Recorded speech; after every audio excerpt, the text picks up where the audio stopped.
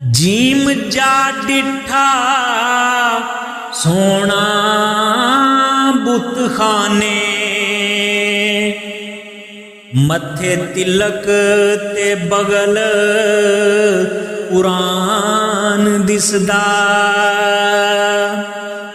ईता यार दा मजहब कबूल में भी उस विच प्यारा इस्लाम दिसदा।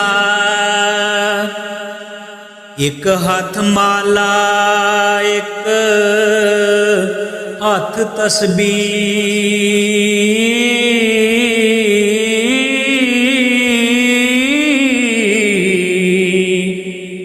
ना ओ काफर ते ना मुसलमान दिसदा।